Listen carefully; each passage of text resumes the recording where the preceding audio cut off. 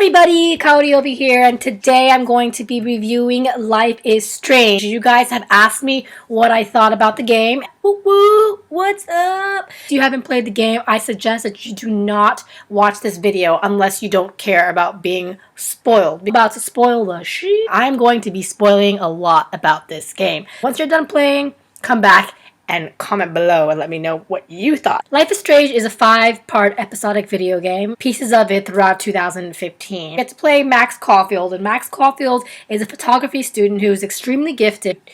She has time-space continuum power. So basically, in the beginning of the episode 1, you are going to see Arcadia Bay being all messed up. There's a huge storm that's going to destroy the city. As Max Caulfield, you will do whatever it takes to also not let that happen. You will do whatever it takes to help your friend Chloe survive. Chloe essentially dies through the hands of dumbass, spoiled brat Nathan. You can do as Max, this photography student who's kind of a hipster, kind of not. It's like the anti-hipster. This is what I think about Max Caulfield. I think Max Caulfield's a pretty cool girl. If I was in college with her, I would be totally her friend. You can tell from the get-go that that professor has a major crush on her. And you can tell that people who don't like her, it's mainly because they're jealous of her, because she's so talented. She doesn't really utilize it or show off. Victoria, anybody? Because as much as people may not like her, they also are intrigued with her. She's kind-hearted, and she's different, and she's unique, and she's intriguing, and she's interesting, and she's not defined by image. Cool character. To bog her down, I would have to say, is her best friend Chloe. Chloe is Max Caulfield's friend from way back in the day. That she bosses her around. She's kind of a bitch. I'm sorry if you don't like that word. She also gets Max into trouble because Max is a lot more mellow and Chloe is not. I actually ended up taking the blame for Chloe when Chloe's stepdad caught Chloe with smoking weed. But I also did make out with Chloe just to show her that I'm pretty cool. So the premise is it's pretty complicated because it starts off with a girl named Rachel, and Rachel is missing. No one knows where Rachel is. We're wondering if she's alive and she's dead until end of episode 4 that Rachel is in fact in the grave. So Chloe is Rachel's best friend. Rachel also has a fling with Chloe's drug dealer. So that basically complicates things. Rachel goes missing. No one wants to talk to each other, not even Chloe and her drug dealing friend. So Nathan, who is also in the mix, which is really confusing. You don't like him from the beginning, but then you realize, oh my god, mind blown. He's been manipulated himself this whole entire time. This poor kid. He's basically a dum-dum. Sorry about that, my phone.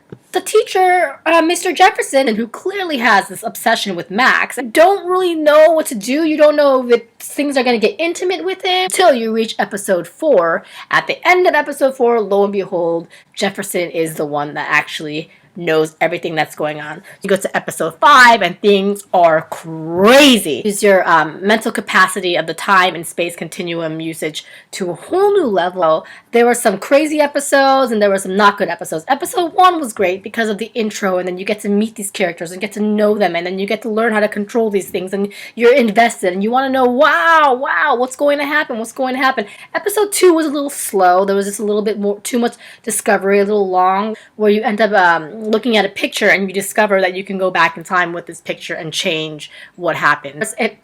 Every time you change the past, it has a consequence in the future. You get to see Chloe in a wheelchair. Episode 5, you realize that everything full circle, everyone that you were kind of suspect of was in fact kind of peon, including Chloe's stepdad. Poor Chloe's stepdad, David. Throughout the whole entire game, I thought David was kind of a dick. He's pretty fishy because he also talked to Kate. Kate also has major issues.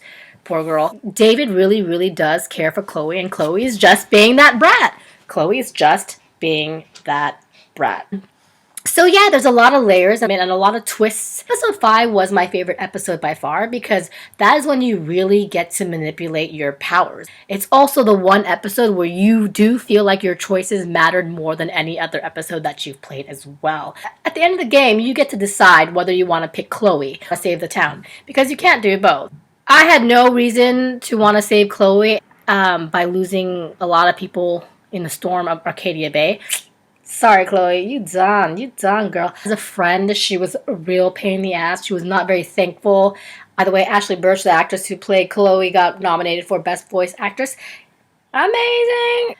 At the end of my game, we all went to Chloe's funeral, and everyone was sad, including Joyce, who has lost not only Chloe, who was her daughter, but her husband, who was Chloe's father, and she's making amends with the stepfather. So in all, did I like Life is Strange? Yes, I did. Would I recommend it to you? Yes, I would. It's a mellow game, and I think you'll have a lot of fun with it. You'll get to enjoy the mechanics the most when you come to episode 5. Each episode lasts about 2 to 3 hours, depending on how much you want to observe and how much you want to go through. Of course, Square Enix did it again, done with Don't Nod Entertainment. I would give it maybe a 4 out of 5 stars. It's not the best game I've ever played, but I really like the protagonist, Max Caulfield, and I was really surprised by a lot of the turns that it took us on.